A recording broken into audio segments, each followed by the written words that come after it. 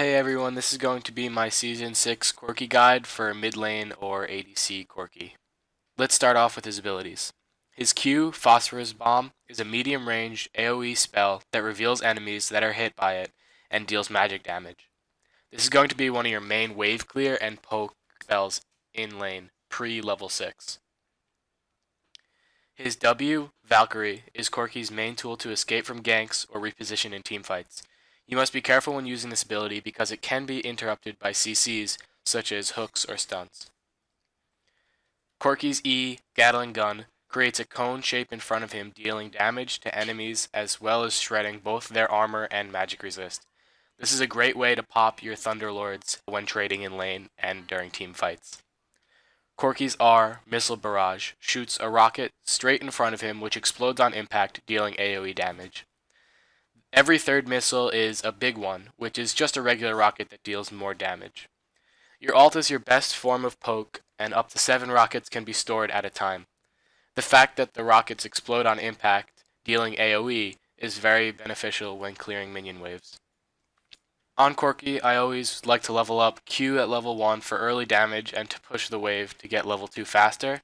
At level 2, I put a point in W so that I can escape if I get ganked or engaged on. At level 3, you just level up your E, which gives you all 3 of your abilities. And then I max Q, then E, then W, and getting a point in my ultimate whenever I can. For summoner spells on Corki, I always run Flash Heal if I'm going AD carry, which is very standard on ADCs. And mid lane Corki, I would like to run Flash Teleport for the roam potential.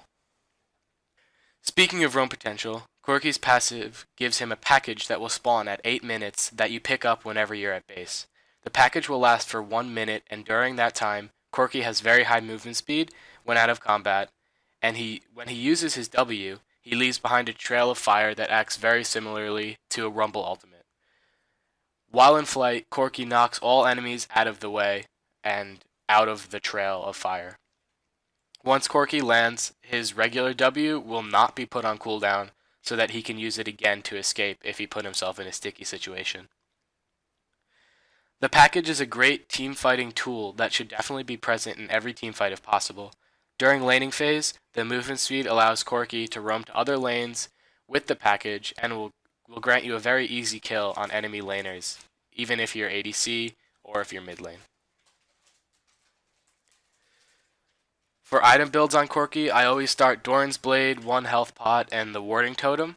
And on my first back, I usually like to pick up Sheen if I can, because it will increase your damage output with the Sheen proc tremendously.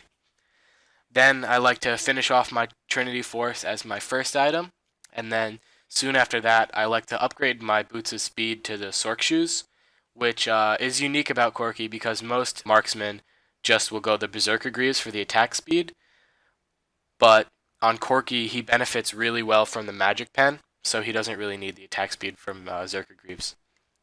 At level 9, make sure you don't forget to upgrade your trinket to the blue trinket, especially if you're playing AD carry. For my second core item, I like to go Infinity Edge and picking up the BF sword first if I can.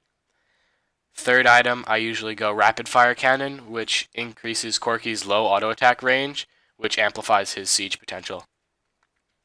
For the last few items on Corki, like most ADCs, are very situational. If I need more damage, I'll pick up a Static Shiv for the wave clear and for more crit chance, or sometimes I'll even go an Essence Reaver for more CDR and more crit chance as well. If the enemy team has a lot of CC, I'll pick up a QSS and build that into Mercurial Scimitar. If the enemy team has a lot of AP damage, I'll usually buy Maw of Malmortius, which gives you the great Hex Drinker Shield. Starrick's Gauge is a good item if there isn't much magic damage and you find yourself dying a lot to AD Bruisers or even the ADC on the other team. For Masteries on Corki, I usually go 12-18-0, which, unlike many ADCs who put 18 points in Ferocity, Corki puts them in Cunning instead. The reason for this is Corki benefits greatly from the Armor and Magic Pen and the Thunderlord's Decree that he gets in the Cunning tree. Other than that, the mastery page is identical to any other ADCs. For runes on Corki, I like to run flat damage reds, HP per level yellows, MR per level blues, and attack speed quintessences. This is my standard 80 carry page. The reason I run HP per level instead of like flat armor, for instance, is HP per level is more beneficial anytime after level 3. For blues, the reason I go scaling MR instead of flat MR is just really personal preference. I find that most supports don't do enough magic damage to me early on, and I'm really more scared of the AP assassins or AP casters that will just one-shot me late game if I miss position. Next, I have a couple of games of Corki that I threw together after Raito was nice enough to give me the Ice Toboggan Corki skin out of a Hextech chest.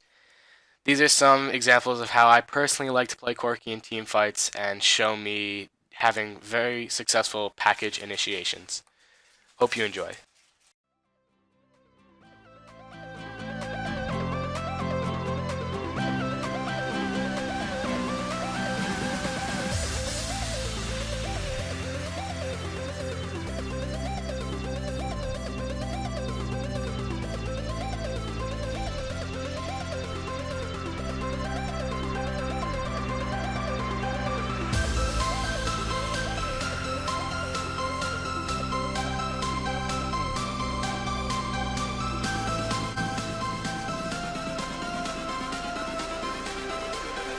Everything changes.